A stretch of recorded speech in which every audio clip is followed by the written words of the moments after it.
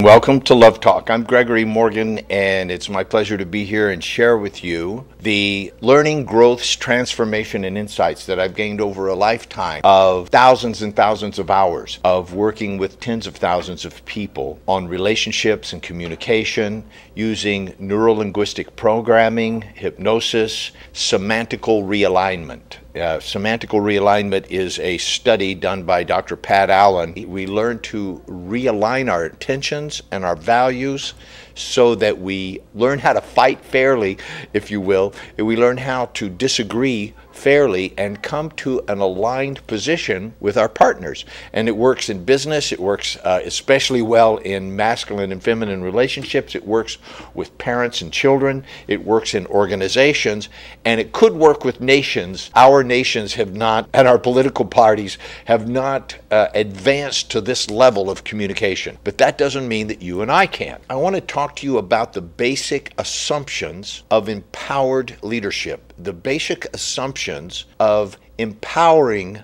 other people so as to accomplish what you've set out to do. Now, you can't empower people to do things that are against their values. You could pay them, you could trick them, you could manipulate them, you could force them, but we're not talking about that in a show called Love Talk.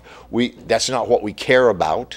Those people are usually going to end up either in insane asylums, alone and destitute, or in prison.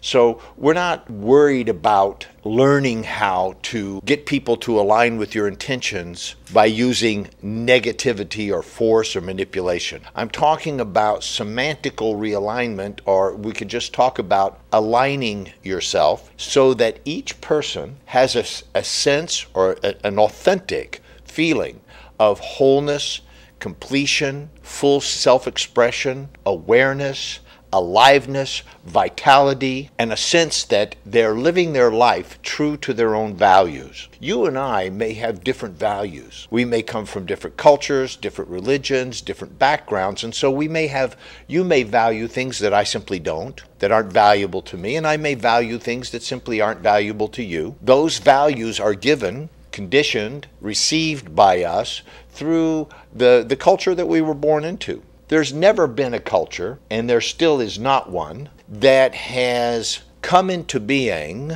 with the idea of world peace, or what is best for everyone, or what is best for all people. A lion isn't interested in becoming the king of the jungle. That's something that humans talk about. A lion isn't interested in the king of all animals, has no interest whatsoever. A lion is only interested in its brood, its family, the ones that are gathered around him. In that kingdom, it's a patriarchal system. So he's not concerned with even another lion's kingdom. He doesn't care about that, not concerned about that. A king or a leader of any country is normally not concerned about becoming the king of all countries. Now, I know we have in the Iranian background the Cyrus the Greats and the many who conquered. They were interested, you see. They were interested in conquering all of the kingdoms around and becoming the king of kings. Highly unusual, never going to happen. If it did happen, it never lasts. And so my point is that historically, even though there have been people who had the megalomaniac ideal of ruling all people or being the king of all people, they weren't concerned with what is best for all people. They weren't concerned with what is right for all people or what is true for all people. They were concerned about what was best and right and true for their particular cultural group. And using that gave them permission to go out and conquer others. Human beings come with an ingrained, inborn hardwiring, if you will. We're hardwired for us and them. There's all of us, whoever us is, whoever you're born into, whatever your tribe or culture is that you're born into, that's for you, that's us. And then there's all those not us outside there. Right? Outside of some perimeter, outside of some boundary, outside of some value system or belief system, there's all of them. There's them and there's us. And that's how we're born, that's how you were born, that's how I was born. We all come with that. What I want to speak to you about today is coming into wholeness and completion within yourself. There is a who you are, or who I am, that we're sort of born into. If you were a Muslim, you were born into a Muslim culture. You even describe yourself. If people say, who am I? One of the things that you might say is, I am a Muslim man or a woman, or I am a Jewish man, or I am a Christian man or woman, or I am a Native American, or I am an African American, or I am a white guy, or whatever you identify yourself as being. I'm not talking about that. I'm mentioning it so as to define what I'm not talking about when I say who am I. Not who am I like a thing, like an identity. We're not interested in that. The world will give you that. You don't even have to do anything. It doesn't take any deep reflection on your part. In fact, it takes zero reflection. In fact, if you don't think about it at all, you will be identified by everyone else, and you will end up saying, I am, and whatever finishes, whatever words follow the words I am, that's what you'll be because you said so. You are who you say you are, and to many people that's frightening to think about. There's a German philosopher named Heidegger who put forth the idea that, he said, I believe that we are who we pretend to be. It took me about 20 years to think about that, but I believe that we who are who we pretend to be, because how could you pretend to be anything if you did not already contain that within yourself? If you did not already contain all of the images and thoughts to pretend that you were that. But that's not what I think he meant. I think he meant that who you are by default, in other words, the small self that I was speaking of earlier, the one given to you by your parents and your culture and your religion and your geographical environment, that small self, that default self that you automatically say you are without thinking, I don't think that's you at all. I think who you are that you generate being. It takes something, you see, to think about, what do I value? What do I believe in? What am I willing to fight for? What am I willing to die for? But more importantly, what am I willing to live for? What am I willing to live for? And who would I have to be to make that real? You see, self-realization has to do with discovering first who yourself is, but not the automatic self again, the created self, the generated self, the designed self, the self that you declare into being through your actions and your words, consistently, persistently, over time, in the face of no agreement, even in the face of opposition, in the face of people telling you, you can't be that, that's not you, no agreement or even disagreement, and sometimes complete suppression. Who you declare yourself into being and take a stand for. In other words, you're standing for something, and you better be standing for something, and it better be something greater than your petty little wants and needs and desires, your petty little beliefs. It better be something bigger than you. It better be something bigger than you. Otherwise, the world will beat it out of you and you will not accomplish anything. I'm going to go ahead and take this call. Hello, this is Gregory. You are live on the air with Love Talk. Hi, Mr. Gregory. Wish you are fine, and thank you for your good program. Thank you so much for watching. What can I do for you? Actually, yesterday, me and my husband, we separated, and we have a 6-year-old son. Because my husband, we have right now financial problem. My husband says that, let me stay in your apartment, in this apartment, until I find a room for myself and make more money. Do you think it's a good decision that he's not my husband anymore? He is my son's father. Do you think it's a good decision that he stays with us for a while, or no, he has to go out and take another room? So you have a 6-year-old son, you're divorced, and your ex-husband has come to you asking to stay at your apartment because he's financially in trouble. He was staying with us. He's living right now with us. But he always has been? In other words, he never did move out? No. Just yesterday I asked him that he should get another room. Yesterday we got separated. Yesterday you what? Yesterday we decided to be divorced. Well, okay, but you don't just decide to be divorced. You have to go through a process, and you're not divorced until a judge stamps some papers and grants you a divorce. So are you divorced in that way, or did you just decide you wanted to be divorced? No, we divorce each other by word, because in our religion, when somebody say to wife that I divorced you, and wife says that I accept that, then it is divorce. Which means that now he's, for me, like a strange man. Well, that's very strange to me. Were you legally married or not? Or did you just say, I marry you? No, we are legally married, but the divorce is still, we didn't go to court. Just Okay, I'm not talking about your belief system. I'm talking about the legal system in the country where you live. Where do you live? here in the area. Okay, so you live in the United States, and you have a United States marriage license. Is that correct? No, actually, we bring our marriage license from Afghanistan. Okay, well, that's very confusing to me because here, marriage is a legal state. You understand? You guys are relating to it like it's a verbal agreement, you know? No, we have our marriage agreement is translated into English and it is accepted in the U.S. Okay, great.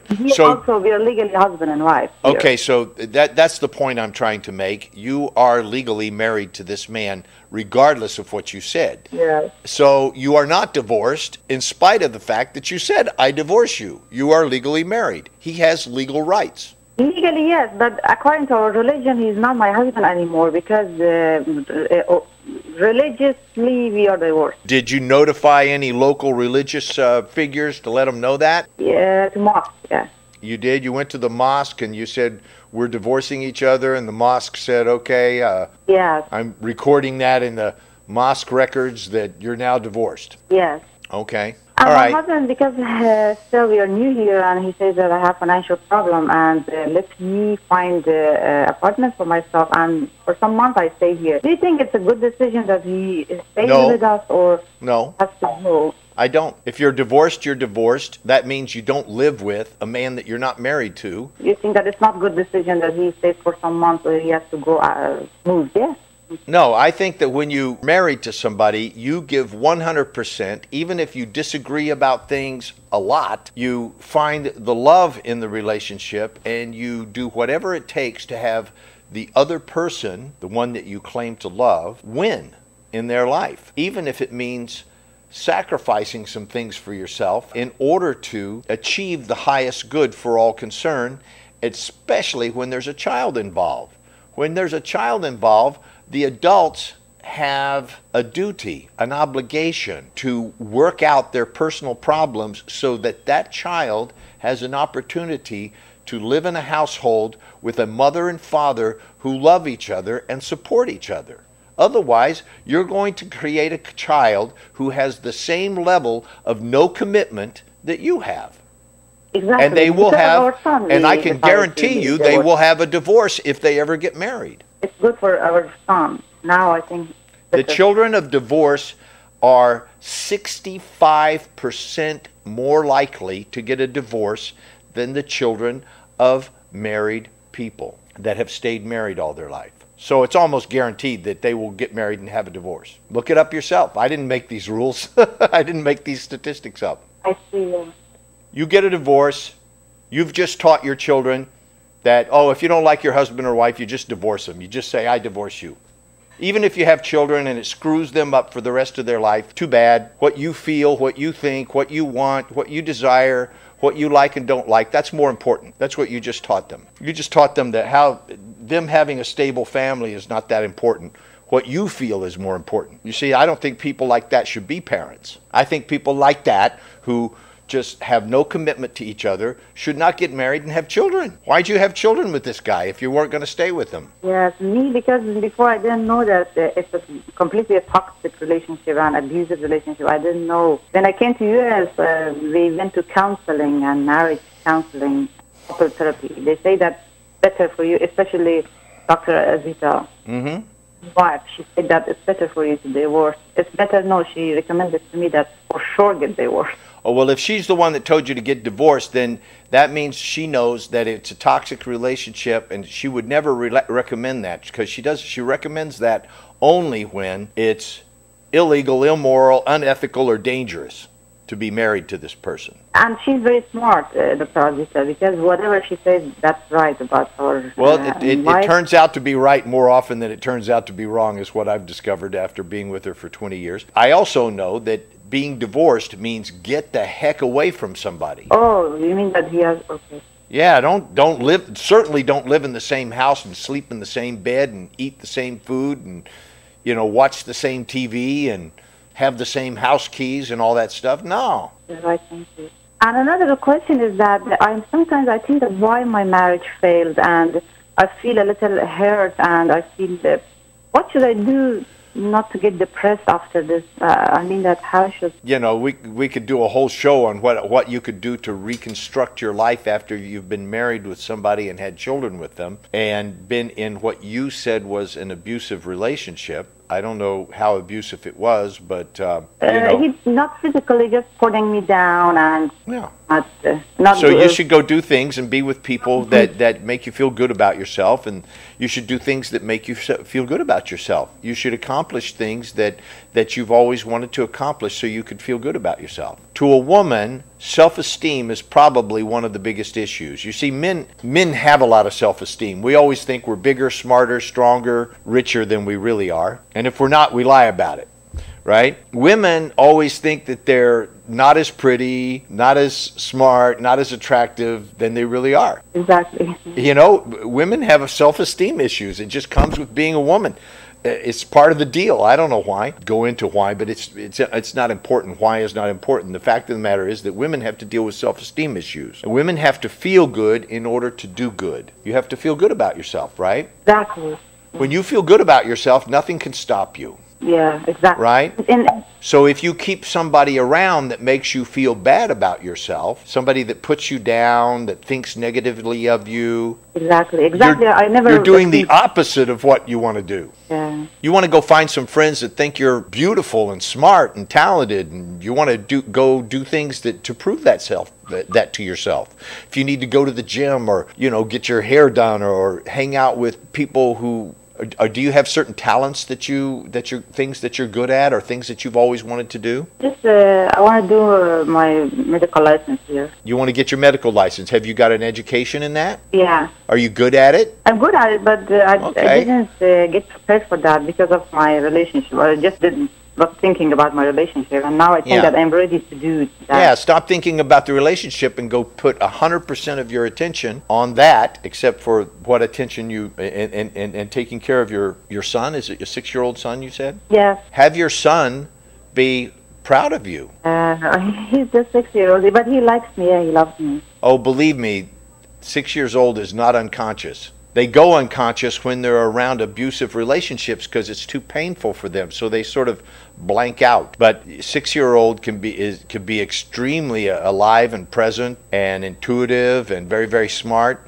It's just they see abusiveness and it's so painful for them that they just kind of fade out, Because of my son, I decided to be divorced because I want my son to be in a better circumstance, a better state. He needs to be around good, positive men that reinforce his image, that will be an example of mature masculine leadership for him. Somebody who has heart, somebody who's gentle, somebody who values women. And he, for example, if as counselors say that it's better for 3 months, like separation, then if he then go to deep reflection and think, if after 3 months he comes back to me and says that let's live together, I don't know how I start again.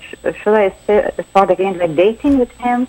No, you're trying to negotiate the get back together at the same time you're trying to negotiate the divorce. This is somebody, I'm telling you, I'm speaking to somebody who has fragmented thinking. There are many voices within you. There is not a unified voice that knows who she is, what she's about, and what she wants out of her life. So you're listening to all these various voices. It's almost schizophrenic. Exactly, I'm like this. What do you know that you just asked me do you know that you just asked me should he live with you? Then you told me, it took me 5 minutes to figure out whether you were legally divorced or you just said you were. And then you're asking me, should I let him come back and stay, or should I just date him? I don't know why. There's a feeling inside myself that I don't want to accept that my marriage failed. Okay, well, you need to take a position and stand for it. It's possible that your marriage was failed before it ever started. Many marriages are. People get married for the wrong reason,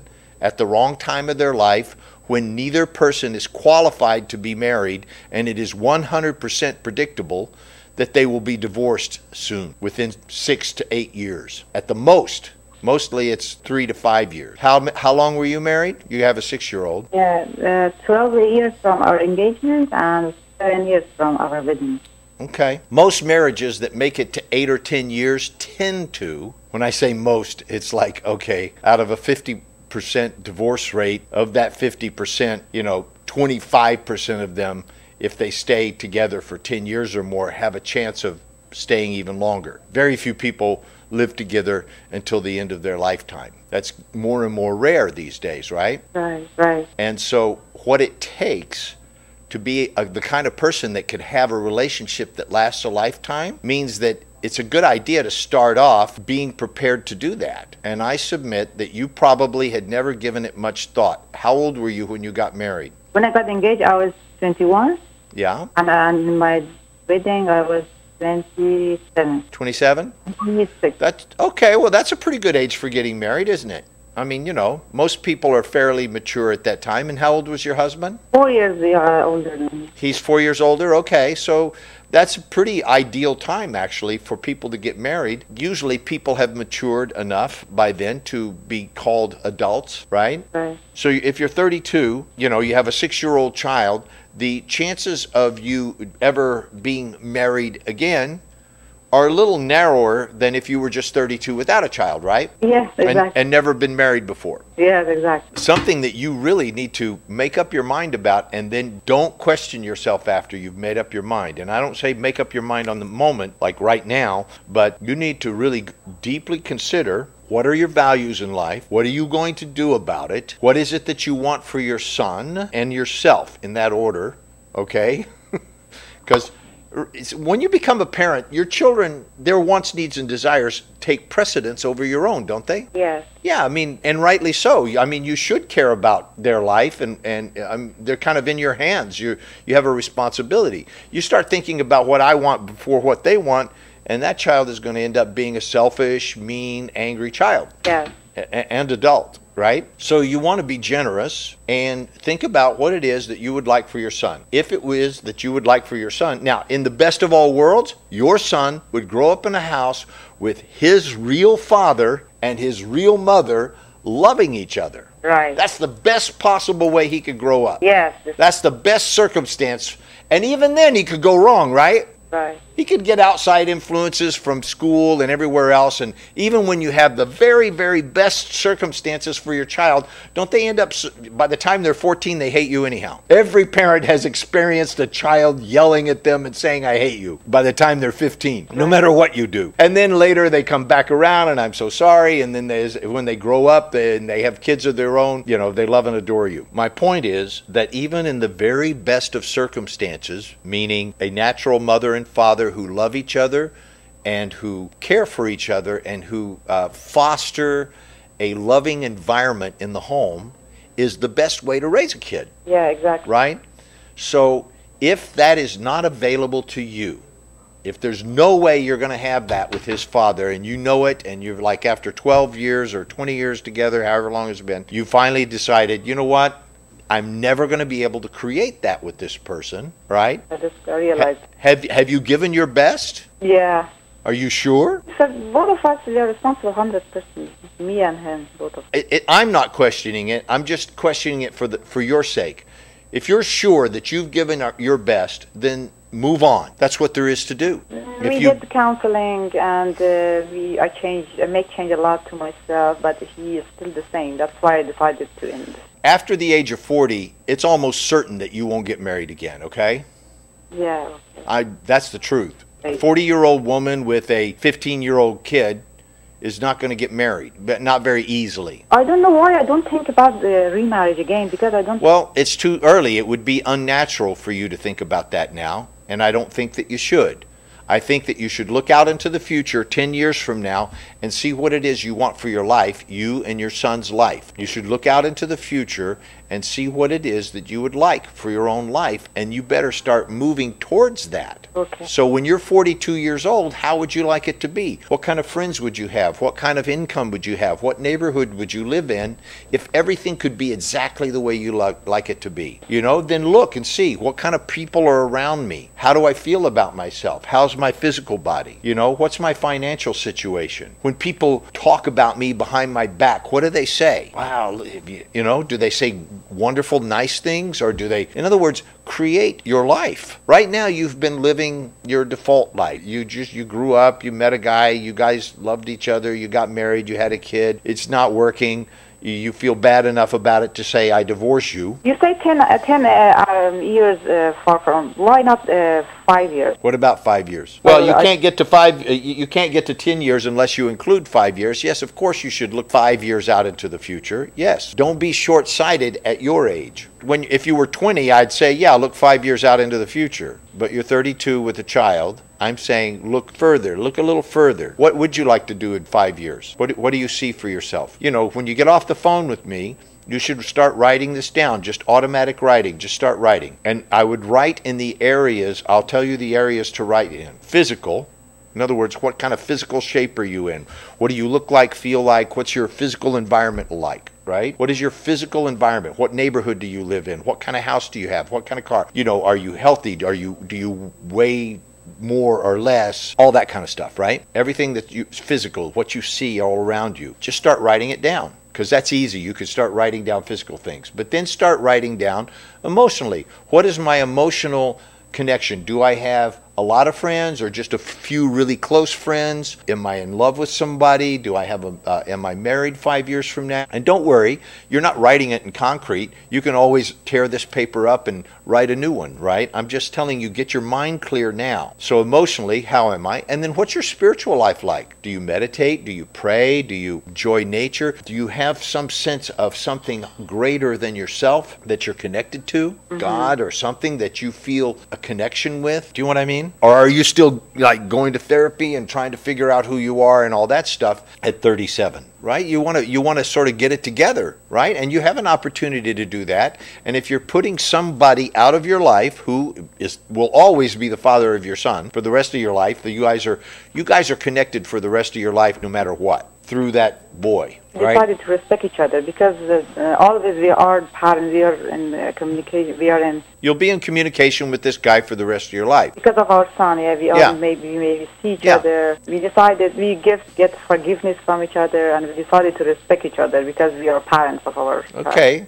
So forgiveness and respect is an excellent place to start. And very often with forgiveness and respect, you find that there's love. And if you find that there's love there, then you might find that love is worth fighting for. Not fighting each other, fighting your own demons, fighting your own selfishness, fighting your own limitations, fighting your own inability to communicate adequately. You see, I don't think there's anything wrong with either one of you. If I was talking to him, I'd tell him the same thing. I don't think there's anything wrong with him or wrong with you. Yeah.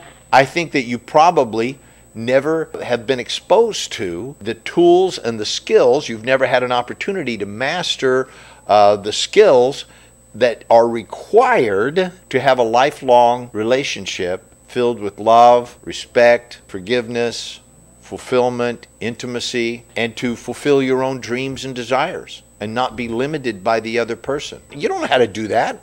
People don't know how to do it. I never knew how to do that. I'm learning still, and I teach it. We design seminars and workshops and books and CDs and DVDs and webinars and everything. My whole entire life is invested in teaching other people these skills, and yet I don't think I've learned everything there is to learn. A marriage is like, the postgraduate work of relationships, right? There's no end to it. There's no end to the learning. There's always something that you have to master. But I can tell you from my own experience, it's always something you need to master in yourself. Everybody's focused on changing the other person. That's never going to happen. Exactly. You can't change another person. Only they can change themselves. We know this now, right? I mean, we should have learned it by now, but I'm telling you, you can't make another person change. They change when they're good and ready. And they change when the pain is so severe that they finally move away from that pain and they discover something that is joyous and pleasurable and fulfilling and delightful, and they move towards that, right? And a lot of people think, oh, divorce is the answer. Get away from this pain and go, find someone else that won't be painful. But then they just find out that, oh, there's other kinds of pain to deal with. Everything that there is to conquer is always within yourself anyhow. That's the only thing that there is to overcome is within oneself. But sometimes, and so I'm going to follow my wife's recommendation, sometimes there are people who are dangerous to be around. And when I say dangerous, that doesn't mean they physically are going to hurt you, but they will hurt you so severely mentally and emotionally that it's hard to recover. Exactly. It's hard to move on and feel good about yourself, even though they've just said some words. The words hurt you deeply. And so it's hard to recover. Or maybe they embarrass you publicly or criticize you, in front of everyone and make you feel foolish. That kind of thing, you kind of got to get away from that. Excuse me, I know you just asked me whether I thought he should live with you while he gets himself stabilized financially, but I do not think that is a good idea. I think so. I think the same. That is not a good idea. And another question, just 1 minute, another question I have that. Because in 10 years I lacked intimacy and I'm like a hunger for intimacy, love. Yes. According to my age, should I, after this, think about another long-term relationship, or just I can do, for example, a short-term relationship and make fun? Do you think that which way for me? Well, there's two kinds of sort of dating, okay? There's two kinds of levels of relationship that we talk about in our workshops. Short-term recreational. It's a short-term relationship and it's recreational. The purpose of a short-term recreational relationship is to have fun and to explore your own personality, your own limitations, to discover what you like and don't like, and to develop your social skills. Here's the thing. In short-term recreational relationships that involve sexuality, that's a man's game.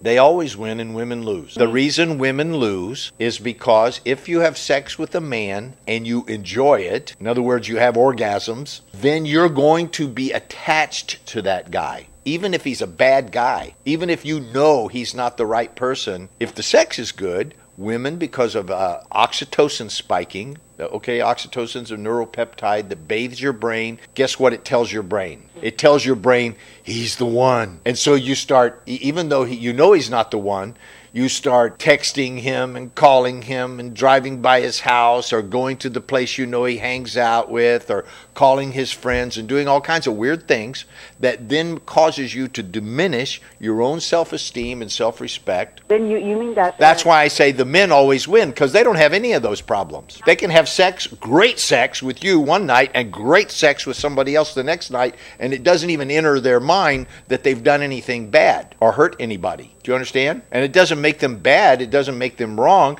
It's just how they're wired. Men are wired up to be polygamous, to enjoy sex here, to enjoy sex there. They're just wired up that way. They don't get attached in a short-term recreational relationship. They just don't get attached in the same way. Now, older men who are interested in being a gentleman, who are interested in cherishing a woman, taking care of a woman, being a gentleman with a woman, first of all, he wouldn't insist on having sex right away. He would mature enough to withhold his sexual desires until he was able to develop some kind of a relationship with you. And that doesn't mean that they wouldn't be interested in short-term recreational, but most men at a certain age kind of get tired of that and they want something else. Of course, in your culture, there's a lot of men who got married too early, who had wives and children, and now they want to go have short-term recreational relationships like a teenager. The other kind of relationship is a long-term committed relationship. That's what leads to marriage. That's what a marriage is ultimately, is a long-term committed relationship. Commitment requires self-sacrifice, doesn't it? Commitment requires denying your impulses from time to time. It requires withholding your anger or upset from time to time. In other words, it means that you put your feelings aside for the sake of the relationship and something greater, for the sake of love, for the sake of of stability, for the sake of longevity and commitment. You see, short-term recreational relationships, its only commitment is to have a good time. That's why I say it's a man's game. Women think they can play it, they can't win at it unless they make themselves be like a man. I'm going to pursue this man, I'm going to have sex with them, and then I'm going to move on to the next one. Then they begin to lose their femininity. You will not gain intimacy that way. Intimacy requires being able to look deeply into someone's eyes, heart to heart, eyeballs to eyeballs, soul to soul, and allow them to see you for who you really are, and allow yourself to penetrate into their world and to be penetrated by their consciousness and awareness, and to allow that to be present. That's intimacy, and most people live their entire life and never experience it, let alone be able to create it at will, anytime, anywhere, with another person. That takes knowing who you are and being comfortable with who you are, even the parts of yourself that you're uncomfortable with, allowing those to be that way. To this day, no matter how much work I've done on myself, there's parts of myself that I'm still uncomfortable about, like any person. There's parts of myself I wish I was better at, if you will. I wish I was a kinder person. I wish I was a more patient person. There's a lot of things that I wish I was better at, and sometimes I feel uncomfortable about them. And I can be fine with that. I can be intimate with another person and allow that to be there. I don't have to cover it up or hide that. It's okay. You understand? You said you crave being intimate. You can't get that in a short-term recreational relationship. It's not available. That's not the name of the game. That's like, oh, I always wished I could score a touchdown, but I want to play tennis, It's a different game. They don't have touchdowns in tennis. Thank you for calling. I hope this made a difference with you. Let me know how it turns out. What I've been talking about today is the fragmentation, if you will, that we start off whole. As children, we start off as whole, complete human beings, meaning our thoughts, our emotions, our physical body, our feelings, and our knowingness, they're all together in the same place at the same time. This is what we call being, whole or complete. We're not divided or fragmented. I began the show talking about the assumptions of empowered leadership. Empowered leadership. There's many forms of leadership, okay? And we have a leadership workshop that are for our advanced graduates. So there are many types of leadership. I'm going to talk about what I call empowered leadership. This is a different type of leadership called empowered. I'm calling it empowered leadership. And empowered leadership is based upon certain assumptions. And the most basic assumption of empowered leadership is very simple. We assume that wholeness is better than or more desirable than fragmentation. Wholeness is a more desirable state than incompletion or fragmentation. Where do fragments come from? What do I mean by fragmentation? I'll tell you.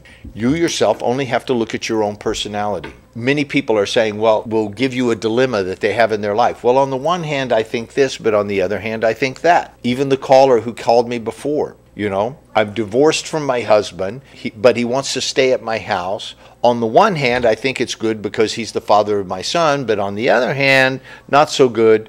What do you think? That's an example of two different parts that are thinking opposite things. You yourself have many of these in your own life where you are examining two opposing points of view, and sometimes more than that. Where fragments come from is from what we call significant emotional events. So a significant emotional event is defined by three things. First of all, the intensity of the event itself. So when I say a significant emotional event, something will come up in your mind. You've had significant emotional events where something very intense suddenly happened, and that event changed who you are, changed who you see yourself as being, changed your view of the world.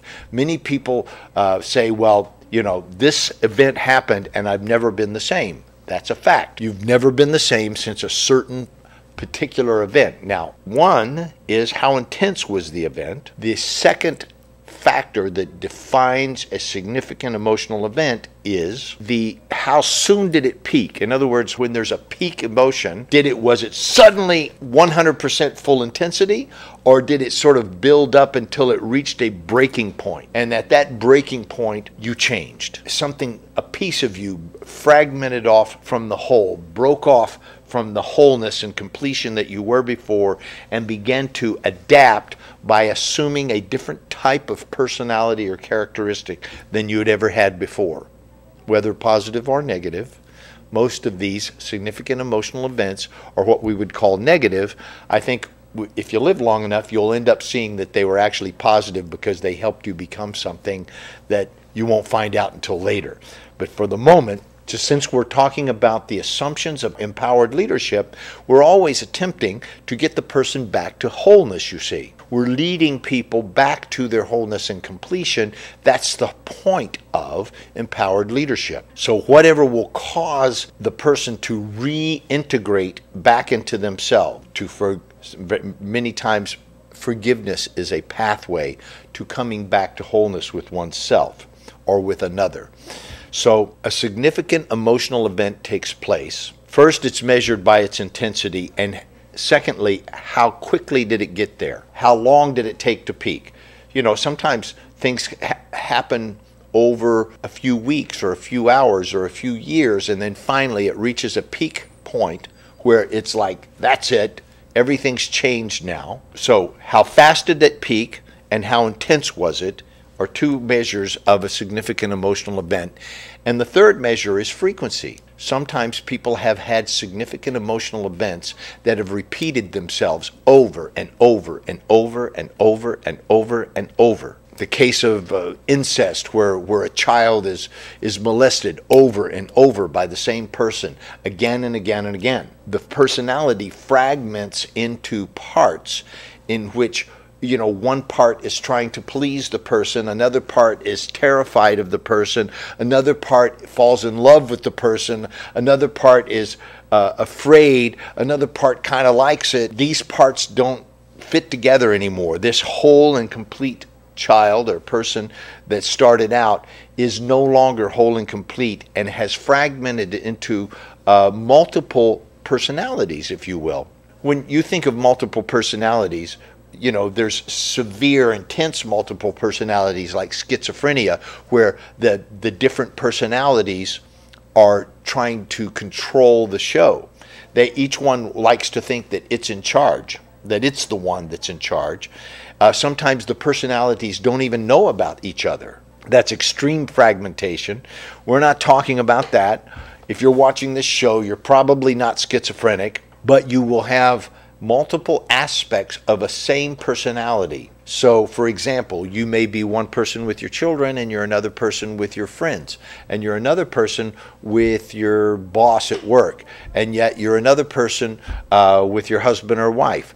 These are different aspects of a personality that still has some kind of a unification, still has some kind of a unifying anchor point, if you will, and yet it is fragmented off into various personalities. And in fact, the thought of being consistently the same yourself with all people at all times and all circumstances, that thought doesn't even come to your consciousness, because you don't even question the fact that you shift personalities constantly. You may be very easy and outgoing with one group of people and very withdrawn and sort of humble and quiet with another group. So these are various aspects of your personality that are fragmented and seek wholeness. The assumption of empowered leadership is that wholeness is better than fragmentation. The assumption is that fragmentation seeks wholeness. It is trying to get itself back to a whole and complete and congruent personality, one that is where all of your thoughts and feelings and emotions and your physical body and your spiritual aspect are all aligned and in the same place at the same time in a unified manner, because that's where your personal power lies. You see, none of these fragments really has any of, or if they manage to develop some power in a certain domain, they would be powerless somewhere else. You know, you may be very powerful at work, very respected. You may be a great, I don't know, doctor or lawyer or some powerful person, right, at work, but you know, when you're with your husband or your wife or your children, you're a wimp. Or you try to be that powerful person with them and, you know, it doesn't work. Okay, so that's a big danger for a lot of people, because they end up bringing who they are into an intimate relationship, and it doesn't work in that intimate relationship. So the assumption of empowered leadership is simply that all human beings are seeking wholeness and completion. In wholeness and completion, it means that you are living with integrity. A lot of people don't even know what integrity means. They think integrity means you tell the truth, you always do good stuff. You know, some simplistic version of integrity. Integrity simply means being whole and complete, with nothing missing and nothing needing to be added. Whole and complete, that's all. Clear, whole and complete, with nothing missing and nothing needed. Being whole and complete with yourself means completing unfinished business from the past. There are significant emotional experiences that have happened in your past, and you are still attempting to resolve them with a technology that doesn't work.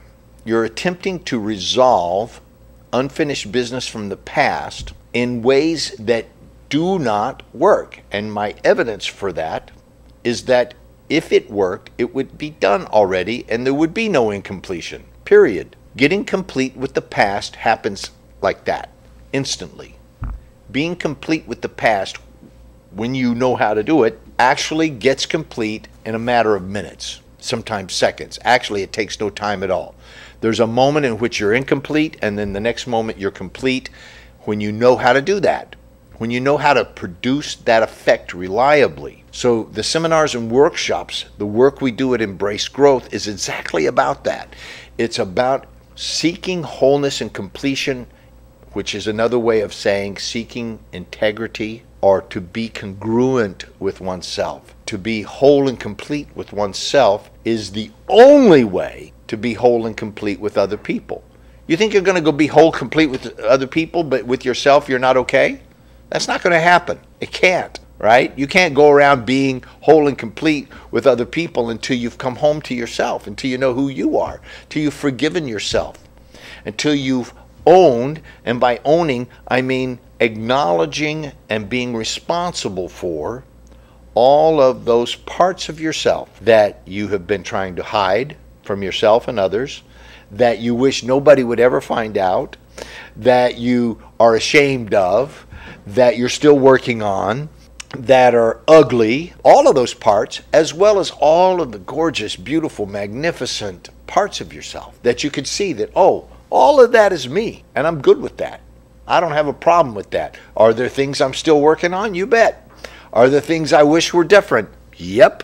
But do I love myself the way I am, and would I want it any other way? No. I like it. I mean, yes, I love myself, and no, I wouldn't want it any other way. I like it just like it is. I embrace it, meaning I embrace myself as I am. Doesn't mean that I'm a perfect human being. In fact, in a way, I'm going to twist that for you. Actually, you are perfect. You're perfect the way you are. We live in a world in which there are things you like and things you don't like. There are things that you wish were another way and things that are exactly the way you want them. There are things that we regret and there are things that we hope for. That is how it is. To deny that is to be out of alignment, to deny that is to pretend that it should be some other way, when in fact it's perfect the way it is. You are perfect the way you are. You've got wounds, you've got weak spots, you've got strengths, you've got magnificent brilliance, you are completely stupid in other areas, you are full of love and you're full of hatred. You're full of embracing and accepting, and you're full of prejudice. You have beliefs that actually are not even true. You believe in stuff that's not true at all, and you don't believe in some things that are true. So all of that is who you are and who I am. I think if you would just settle down for a minute and think about it, you would come to the conclusion that that's perfect. That's exactly the way it is. We live in a universe in which things are the way they are, and they are not the way they are not.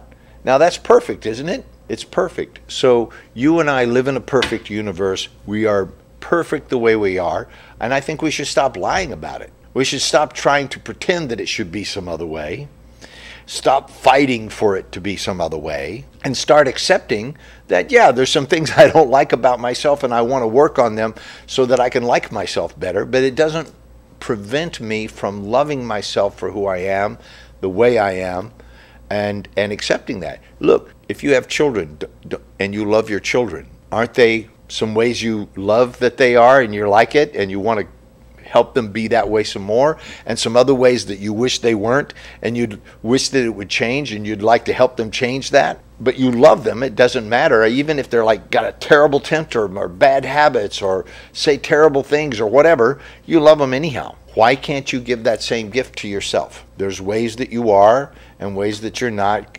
Why don't you just go ahead and love yourself the way you are, like you would love your kids, and then be responsible. You're not a kid. You're not a child anymore. Be responsible for your life. Being responsible for your life simply means you're going to take charge of it. Like I spoke with the lady earlier, look 5 years out into the future. Look 10 years out into the future. Plan for it. Create it. Cause it. It's not going to turn out like you think anyhow. The you that is imagining 5 years from now is not the you that you will be 5 years from now. You'll be somebody else, and so you'll have a different vision. Thank you for watching my show, and I'll see you back here again next week on Love Talk.